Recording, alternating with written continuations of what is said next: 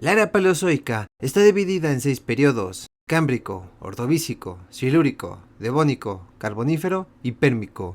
En esta serie de videos explicaré los cambios geográficos y biológicos de cada era, así como la flora, la fauna, las 3 primeras extinciones y los eventos geológicos más importantes. ¡Vamos allá! El Cámbrico es el primero de los 6 periodos geológicos que componen la era paleozoica. Su nombre proviene del latín Cambria, que significa Gales. Fue nombrado así en 1835 por Adam Sedgwick, en referencia a la región de Gales, donde se encontraron algunas de las formaciones rocosas más antiguas que datan de este periodo, y su duración abarcó 44 millones de años.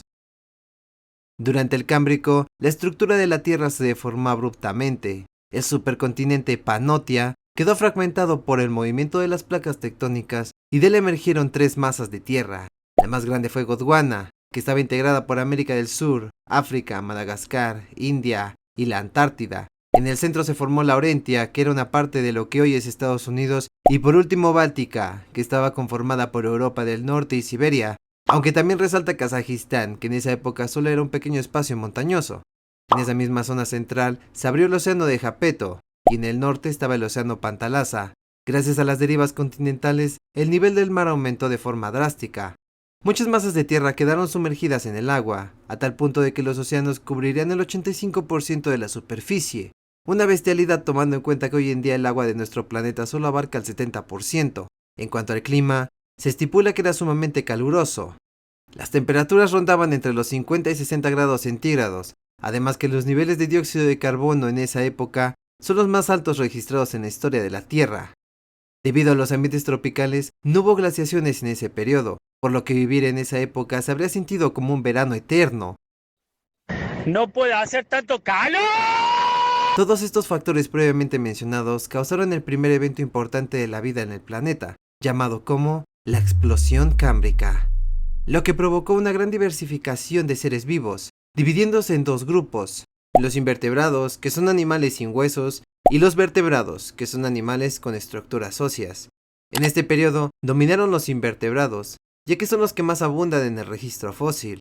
Los artrópodos, que desarrollaron un exoesqueleto, son los principales representantes del Cámbrico, como los trilobites, animales segmentados que tenían la increíble habilidad de enrollarse para proteger sus zonas blandas. ¿Qué haces si te atrapa? Me hago bolita. ¿Y si te empieza a patear? Sigo en bolita. Eso es. Marella fue una especie de artrópodos muy exitosa, de la que podrían descender los crustáceos de la actualidad.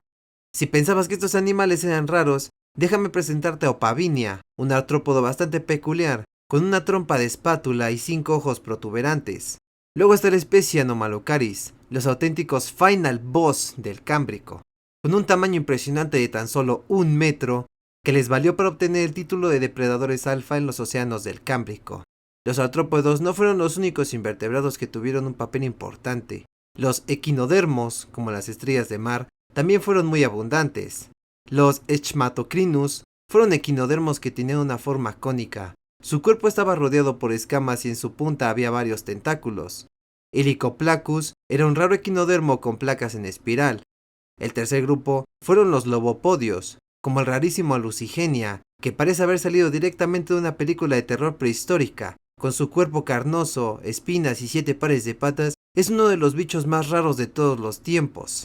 Pobre cosita fea. Este raro espécimen es un molusco llamado Wiwaxia, que poseía un cuerpo sumamente acorazado con largas espinas. Las investigaciones más antiguas de este periodo apuntaban a que únicamente existieron invertebrados, pero recientemente en China se encontraron nuevas especies de vertebrados pertenecientes al Cámbrico.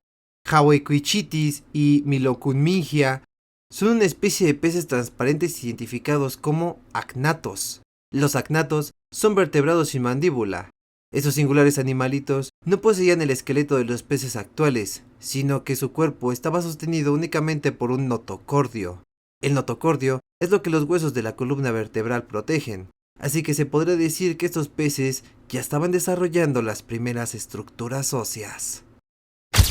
El segundo periodo geológico que integra la era paleozoica es el Ordovícico, que fue llamado así en 1879 por el geólogo británico Charles Lapworth, en honor a los ordovices, una tribu celta que habitaba en la región de Gales, y en donde se descubrieron las primeras rocas pertenecientes a esta era que duró cerca de 42 millones de años. En general, la época estuvo marcada por vulcanismo y movimientos tectónicos que deformaron la superficie de la Tierra de forma increíble, ya que se estima que los continentes se movían al menos 30 centímetros al año. Primeramente, es necesario mencionar que para esas fechas solo existían 4 masas de tierra importantes: Siberia, Laurentia, Báltica y Gondwana. En comparación a la anterior era, podemos observar que Siberia se desplazó hacia el norte y emergió por encima del nivel del mar. Laurentia permaneció en el ecuador, Báltica se movió al sur y Gondwana rotó en dirección contraria a las manecillas del reloj. Ahora los océanos son un total de 3, con el océano de Japeto ubicado en el centro, el océano Pantalasa que se extendía en todo el norte y el nuevo océano Paleotetis, muy cerca del de Japeto. Las temperaturas descendieron un poco, no obstante, siguieron siendo cálidas, cerca de unos 42 grados. Las formas de vida más abundantes de este periodo, sin duda alguna, fueron los invertebrados, ya que algunos artrópodos comenzaron a esparcirse y a conquistar los territorios de la superficie. Por ejemplo, los trilobites gozaron de un gran éxito y diversificación enorme en diferentes especies, como Trinicleus, un trilobite identificado por poseer un extraño flequillo. Cyclopille fue un trilobite que tenía 2 enormes ojos en sus costados compuestos por cientos de pequeños lentes con superficie curva. Los trilobites de la especie Eodalmanitina poseían una cabeza acorazada con ojos en media luna, y la especie Selenopeltis fueron trilobites sumamente abundantes que tenían unas características espinas en sus costados, además que la especie podría haber preferido vivir en aguas más frías. Por otra parte, los briosos fueron un distintivo grupo de organismos coloniales con estructura blanda que vivían en el interior de un exoesqueleto calcáreo, como la especie Diplotripa, que a simple vista luce como una roca agujerada, solo que en esos pequeños orificios habitaban los organismos coloniales o zoecios. Sin embargo, otros organismos invertebrados decidieron abandonar los exoesqueletos y se adaptaron para poder biomineralizar sus cuerpos. De este modo emergieron los primeros gasterópodos, que son los caracoles, los bívalos, identificados mejor como las almejas, los braquiópodos, que son organismos similares a las almejas pero morfológicamente únicos, y la especie dominante, el final boss del ordovícico, fueron los cefalópodos, en concreto la especie Endoceras, que llegó a medir unos impresionantes 9 metros de longitud. Tuvieron que transcurrir millones de años de evolución para que los organismos vertebrados desarrollaran los rasgos característicos que los distinguen. En el ordovícico, los peces sin mandíbulas se volvieron más grandes, más fuertes y resistentes. En sus cuerpos comenzaron a aparecer escamas, desarrollaron el cráneo que protege el cerebro, obtuvieron una columna vertebral para reforzar y dar estabilidad a su notocordio, y formaron los músculos extrínsecos, que sirven para darle movimiento a los ojos. No obstante, no estaban muy extendidos ni eran tan diversos como los trilobites. Astraspis era una especie que poseía ojos en los costados, una cabeza escamada y posiblemente prefería nadar en aguas saladas. Sacabambaspis era muy similar, sin embargo, sus ojos estaban colocados en el centro de su cara. Otra característica de estos peces es que no tenían aletas direccionales como las dorsales o pectorales, por lo que podrían haber sido malos nadadores. Hacia el final del ordovícico, la Tierra pasó por una glaciación severa, lo que hizo que las temperaturas cayeran drásticamente, llegando a los 23 grados. Los organismos que vivían en climas tropicales no pudieron soportar el frío y debido al hielo, el nivel del mar bajó considerablemente. Este enfriamiento global marcó la primera extinción de la historia, con lo que desaparecieron cerca del 50% de las especies en todo el planeta. El tercer periodo en la lista es conocido como Silúrico, nombrado así por el geólogo británico Roderick Murchison en el año 1835, haciéndole honor a los siluros, una tribu celta de Gales en donde se descubrieron las rocas de este periodo. A pesar de que en esta época se realizaron avances importantes para la vida, su duración fue muy corta a comparación de las demás eras, contando únicamente con 24 millones de años. Durante el Silúrico, los movimientos tectónicos reconfiguraron las posiciones de los continentes y nuevas masas de tierra emergieron, como Avalonia, que estaba integrada por Gran Bretaña e Irlanda. La fuerte actividad tectónica provocó que Avalonia junto con Báltica se desplazaran al norte, en donde colisionaron con Laurentia.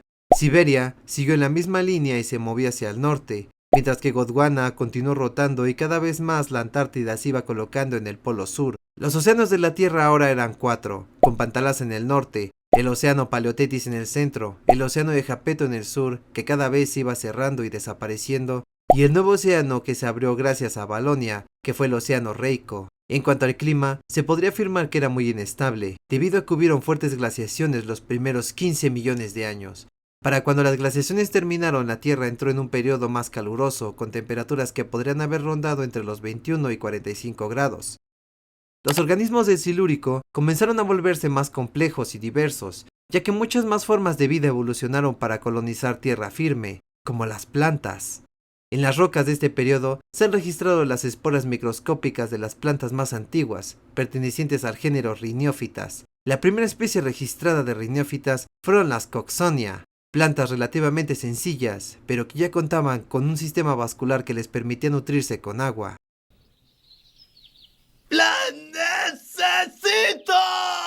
Además que las cápsulas en las que termina su tallo servían para esparcir sus esporas. Otro género arcaico de plantas fueron las Lycophytas, que siguieron una línea evolutiva diferente, como la Baragmanatia, que solía ser un tanto más grande y estaban rodeadas con hojas simples. Las investigaciones más recientes apuntan a que las plantas del Silúrico se originaron en aguas dulces y solamente surgieron una vez. Imagínense cómo sería nuestro mundo si las plantas en su primer y único intento no hubieran podido sobrevivir en la superficie. La fauna del Silúrico estuvo dominada principalmente por animales invertebrados. Los cefalópodos nautiloideos como Orthroceras eran los depredadores más grandes y exitosos. En cuanto a las esponjas marinas como Stromatopora, llegaron a medir 2 metros de anchura. Los bívalos junto a los braquiópodos seguían siendo abundantes. Sin embargo, los equinodermos destacaron por tener una gran radiación genética, como la especie Ghisocrinus, las cuales podían llegar a desarrollar 32 extremidades. Pseudocrinites fue un equinodermo con forma discoidal que se anclaba al fondo marino para alimentarse de partículas en suspensión. No obstante, el equinodermo más extraño y sorprendente era la Puortura, que ya tenía la morfología de las estrellas de mar actuales, solo que esta especie poseía un endoesqueleto de placas calcáreas llamadas osículos. Sus extremidades eran anchas y gracias a su gran parecido con la especie Ophiura de la actualidad, es muy seguro que las lapuorturas fueran carnívoras. Por otra parte, los artrópodos fueron igualmente diversos, entrando en escena nuevos trilobites como Encrinurus, diferenciado por los bultos que tenía en su cabeza, o Exalaspis, que era una especie sumamente espinosa. Otro artrópodo muy interesante fue Eusarcana, a los que se les conoce como los escorpiones de mar, debido a sus similitudes. De hecho, en esta época ya había escorpiones en la superficie, junto con otros artrópodos arácnidos como los trigonotarvidos. A inicios del Silúrico, florecieron nuevas especies de peces acnatos, como Virkenia. Estos peces con caras alegres ya eran nadadores más especializados, debido a que desarrollaron la dichosa aleta anal que poseen todos los peces de hoy en día, y con la que ganaron estabilidad y rapidez. Atelaspis fue otra especie común en el Silúrico, y de morfología extraña, ya que la forma de su cabeza era aplanada y tal vez nadaba muy cerca del fondo marino. Ya casi por el final del Silúrico, las glaciaciones habían terminado, el nivel del agua volvió a subir y algunos grupos de invertebrados intentaban establecerse en tierra firme. Estas condiciones le permitieron a los vertebrados dar el salto biológico más importante en su historia, y ese gran logro fue ni más ni menos que el desarrollo de la mandíbula. En esas épocas tener mandíbula generaba grandes ventajas para la supervivencia, como cavar hoyos, cargar crías, sujetar a la pareja durante el apareamiento y, lo más importante, destruir huesos y rasgar carne de otros animales. Con una nueva dieta más carnívora que proporcionaba calcio y proteínas, los peces incrementaron su tamaño y comenzaron a diversificarse en muchísimas especies distintas que aparecerán en la siguiente era. El cuarto periodo geológico que integra el Paleozoico es el Devónico, llamado así por el condado de Devon, ubicado en el suroeste de Inglaterra, donde se identificaron las rocas de este sistema por los geólogos Roderick Murchison y Adam Sedgwick en el año 1839. La época duró unos 61 millones de años, en el que los seres vivos, especialmente los vertebrados, experimentaron una gran radiación evolutiva, debido al movimiento de las masas terrestres, empezando por el choque de Laurentia y Báltica, que muy cerca del Ecuador formaron un nuevo continente, llamado Euroamérica. La colisión de estos gigantes ocurrió en lo que hoy es Escandinavia, las Islas Británicas y Norteamérica. De ahí se formaron las montañas Apalaches y las montañas Caledonias, mientras que Gondwana y Siberia rotaron hacia el sur, cerrando por completo el océano de Japeto. Aunque todavía quedaba el océano Pantalaz en el norte, el océano Paleothetis en el centro y el océano Reico en el sur. A diferencia de la era anterior, las plantas ya se encontraban mejor adaptadas a la superficie, y la lucha por la supervivencia se intensificó a gran escala, tanto que los ejemplares de plantas más fuertes desarrollaron células conductoras de agua, que les permitieron conseguir, mantener y usar la mayor cantidad de agua posible. De este modo, se diversificaron muchas nuevas especies como las pertenecientes al género Rhiniophytas, entre las que se encuentran las Aglophyton, que desarrollaron una cobertura impermeable para evitar la deshidratación, las Orneophyton, que tenían una gran base en su tallo, la especie Renalia, las cuales contaban con sus esporangios que usaban para esparcir sus esporas, y las Hesiadophyton, plantas muy elegantes que crecían desde un único punto y el final de su tallo terminaba en una copa. Igualmente en el Devónico aparecieron más licófitas, como Asteroxylon, una planta muy singular que estaba rodeada de pequeñas hojas en forma de escamas. Llegaron a medir 50 centímetros, lo que las hacía una planta relativamente alta. No obstante, quienes se llevan el reconocimiento en cuanto a altura fueron las Cladoxylopsidas, debido a que se tiene la teoría de que las plantas de este género fueron las predecesoras de los primeros ejemplares arbóreos, como las Eospermatopteris, que eran plantas sumamente altas pero con un tallo relativamente delgado. De este modo, la altura empezó a jugar un papel determinante en la lucha por la luz solar. Únicamente las plantas más altas eran capaces de acaparar la energía y los recursos que les brindaba el sol. Así es como algunos de estos ejemplares altos se vieron obligados a aumentar la cantidad de células transportadoras de agua para mantener sus tallos erguidos. Progresivamente, la excesiva cantidad de células causaron que las plantas desarrollaran estructuras maderosas hasta obtener los primeros árboles, como la especie Archaeopteris, que llegó a medir unos 8 metros de altura, y se cree que estos ejemplares fueron los primeros que empezaron a poblar de árboles el planeta a escala global. ¡Cielos, qué macizo! Otra planta interesante son las Elquinsia, las cuales podrían ser las primeras plantas con semillas. Por otro lado, comenzaron a diversificarse otras formas de vida, como los hongos, que durante el Devónico tenían tamaños sumamente enormes. Los hongos de la especie Prototaxites llegaron a medir 8 metros de altura. Eso sí es de gángsters, de gángsters. Muchos organismos invertebrados se aventuraron a salir del agua y conquistar la superficie junto con las plantas, lo que desarrolló una inmensa variedad de especies nuevas. Por ejemplo, los artrópodos evolucionaron hasta convertirse en los primeros arácnidos, representados por los trigonotarvidos. También surgieron los mirápodos y los ácaros. Por el contrario, en las profundidades, los invertebrados cada vez fueron menos exitosos. Los trilobites ya no eran tan diversos. Los cefalópodos redujeron su tamaño. Algunos gasterópodos tuvieron que desarrollar caparazones más puntiagudos, como la especie Murchisonia, ya que los nuevos depredadores marinos eran mucho más feroces que nunca. Como mencionamos al inicio de este apartado, los peces se volvieron los reyes de los mares, ya que el desarrollo de la mandíbula los dotó de una gran ventaja adaptativa con la que incrementaron su población, su tamaño y obviamente que surgieron muchísimas nuevas especies. Una de estas sumamente rarísima son los Stentacanthus. La protuberancia que resalta por encima de su cabeza poseía una piel especial con dentículos que servía para sujetar a su pareja durante el apareamiento. Sinceramente este tipo estaba feísimo. Pero si hablamos de los peces más sobresalientes del Devónico, sin duda alguna son los placodermos. En general, fueron los primeros vertebrados con mandíbulas, entre los que había especies increíbles como el Dunkleosteus, el cual seguramente fue el final boss del Devónico. Llegó a medir 6 metros de longitud y con sus afilados dientes era capaz de destruir huesos y hasta caparazones. Cocosteus era similar pero más pequeño. Los Rolfosteus se caracterizaban por su placa facial alargada que usaban para encontrar a sus presas. Gemoendia poseía un cuerpo aplanado y una boca amplia. Los peces arcopterigios tienen la peculiaridad de que sus aletas son lobuladas. Esta es una aleta radiada y esta es una aleta lobulada. Como pueden ver, las aletas lobuladas tienen una orientación diferente y son un tanto parecidas a unas manos. Entre algunas de las especies importantes están los Panderichthys, de cráneo acorazado.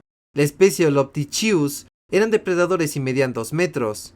Eustenopteron, una especie rodeada de escamas, y Tiktaalik, que fue uno de los peces que ya empezaban a tener contacto con la superficie. Por otro lado, los peces sin mandíbula comenzaron a verse superados por no contar con las ventajas que poseían las nuevas especies. Apenas se tienen registro de unos cuantos ejemplares como Drepnaspis, que era muy aplanado, y Cenaspis, los cuales eran peces acorazados con cráneo puntiagudo. A finales del Devónico se produjo la segunda extinción masiva. No se sabe exactamente las causas. Se intuye que las aguas de los mares se vieron contaminadas por aguas estancadas de las profundidades que, debido al movimiento de las masas terrestres, lograron llegar a la superficie, lo que extinguió a muchísimos animales y a otros los forzó a adaptarse a nuevos ambientes. Una de estas especies son los tetrapodomorfos, como Ichthyostega, el posible primer animal que podía vivir en el agua, pero que ya contaba con una columna vertebral que le permitía una buena locomoción terrestre, además que su mandíbula podría haberle servido para cazar animales marinos e insectos en tierra firme. La quinta división en la escala temporal geológica del Paleozoico es el Carbonífero, que significa portador de carbón, debido a que en esta época fue cuando los bosques y depósitos de carbón se expandieron en todo el planeta. El término fue acuñado por los geólogos William Conybeare y William Phillips en 1822, y la época tuvo una duración de 60 millones de años. En esta ocasión, Euroamérica se movió hacia el sur, mientras que Gondwana se extendía en las latitudes inferiores. Debido a su posición, las bajas temperaturas comenzaron a formar un casquete de hielo. En el norte, Siberia únicamente rotó.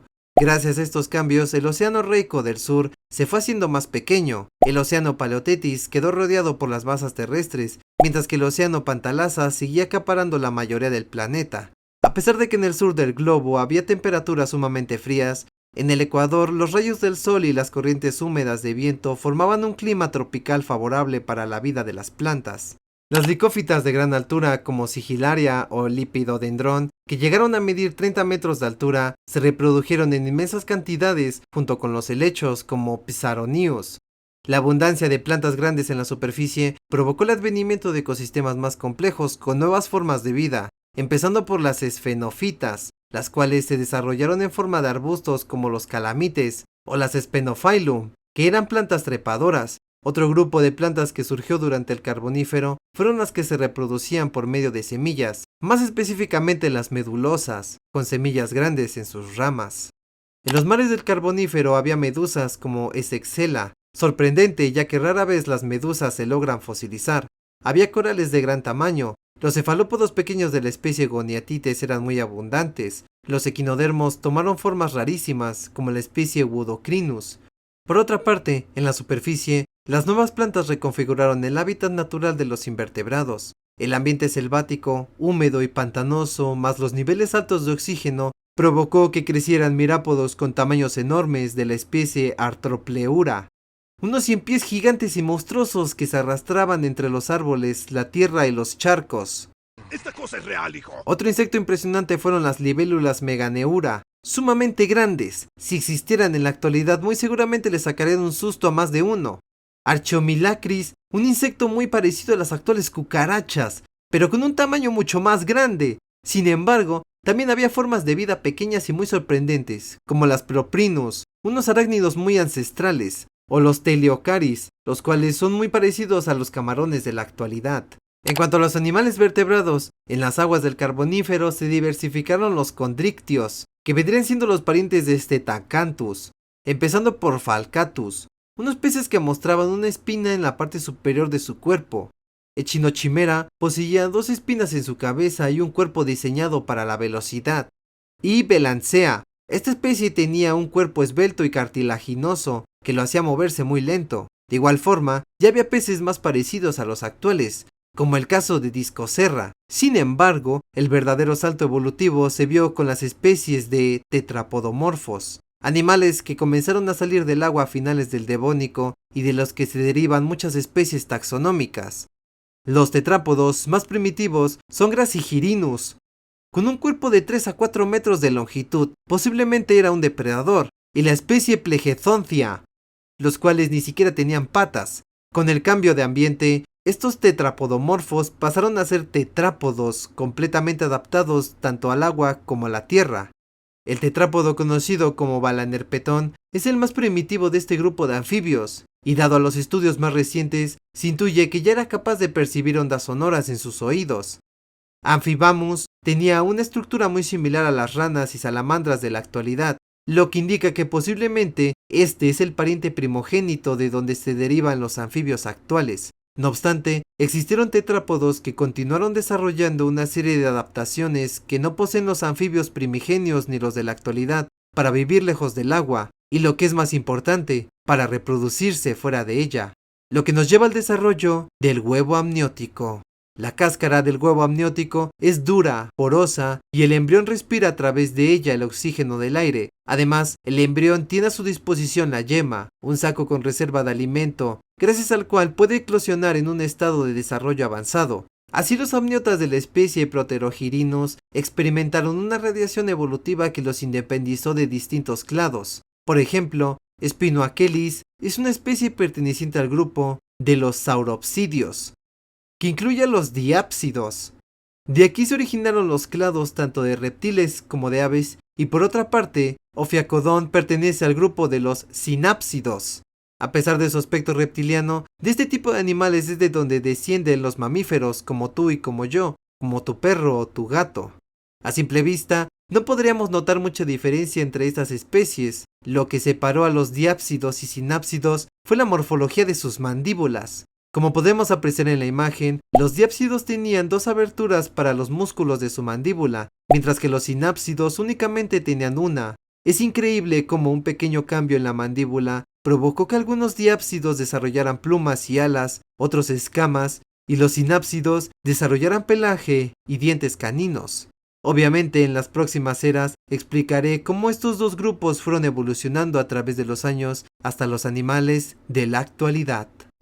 El último intervalo geológico del Paleozoico es el Pérmico, nombre que fue inspirado por la ciudad rusa de Perm, lugar donde el geólogo Roderick Murchison descubrió este sistema en el año 1841 con una duración de 47 millones de años. En esta época fue cuando por fin la gran mayoría de las masas terrestres volvieron a juntarse en un supercontinente llamado Pangea.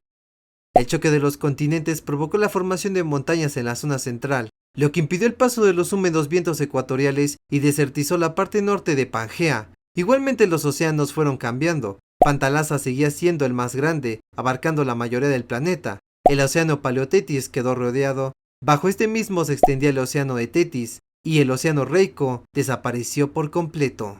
En el Pérmico se extinguieron muchos tipos de plantas y otras se diversificaron. Uno de los grupos afortunados que sobrevivieron a las durísimas condiciones ambientales fueron las coníferas, como Ulmania, que poseía hojas esbeltas y soportaba climas secos. Había árboles de gran tamaño llamados Glossopteris. Incluso se ha identificado el fósil de una planta llamada Sigmophyllum, la cual tiene hojas en forma de abanico, lo que indica que podría ser el antepasado más arcaico de los actuales árboles ginkgos.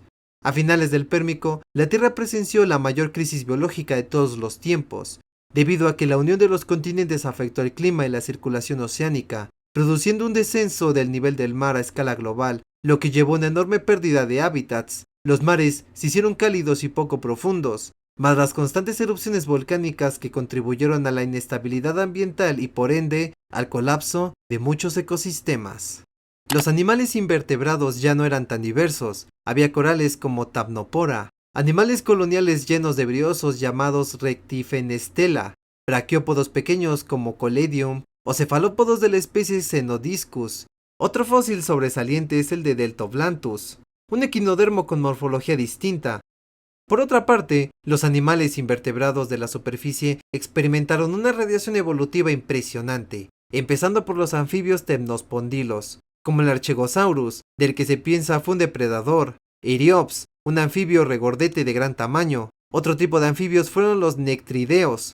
Un representante es Diplocaulus. La especie tenía una morfología adaptada al agua con un cráneo largo y aplanado. En cuanto al grupo que desciende de los sauropsidios, se desprendieron los pararreptiles, como el Scutosaurus, un herbívoro que tenía el tórax sumamente amplio. Pareiasaurus era otro herbívoro común de la época, o Capturinus, un reptil arcaico pequeño, y Mesosaurus, que era un carnívoro hidrodinámico. Los fósiles de Mesosaurus se han encontrado tanto en América del Sur como en África, lo que de algún modo confirmaría que en un momento ambas masas de tierra estuvieron unidas, como explica la teoría de Pangea. Y otro grupo más grande y diverso son los sinápsidos, de los que descendemos nosotros, los mamíferos. Oye, despacio, cerebrito. Solo que en el Pérmico nuestros ancestros poseían una morfología muy distinta, casi reptiliana. como es el caso de los muschops, herbívoros de los que se estima viajaban en manadas, además que tenían cráneos sumamente resistentes. Robertia, una especie de sinápsido de sinodonto, que se estima sobrevivieron hasta el Triásico. De igual forma, los palenomodones fue un grupo de sinápsidos de sinodontes muy exitosos. Baranops, un depredador ágil de tamaño medio. Pero si estamos hablando sobre depredadores, déjame presentarte a los dos auténticos final bosses del Pérmico, empezando por los gorgonopsios, que eran unas letales máquinas de cazar, rápidos, ágiles y muy fuertes, podían incluso derribar el pesado cuerpo de los Scutosaurus. Y por otra parte está el gran Dimetrodon, que a lo largo del tiempo ha sido confundido como un dinosaurio, ya que tenía un gran tamaño, medía 2,3 metros de largo, además que su vela le daba una figura imponente. Los Edaposaurus eran otros pelicosaurios carnívoros con vela, que no eran tan grandes como los Dimetrodon. A finales del Pérmico, se experimentó a nivel global un evento apodado como la Gran Mortandad, en el que desapareció el 95% de las especies marinas y el 70% de las especies terrestres, a causa del mencionado descenso a nivel del mar, que bajó hasta un total de 280 metros. El vulcanismo a escala global destruyó una infinidad de hábitats, intoxicó el aire y provocó una lluvia ácida durante un tiempo prolongado. De esta forma terminó la era paleozoica, cerrando con la tercera y más grande extinción de la vida en la historia de nuestro planeta. Si aprendieron algo nuevo o les gustó el contenido, no olviden apoyarme con una suscripción o un like. Gracias por su atención y nos vemos en la siguiente.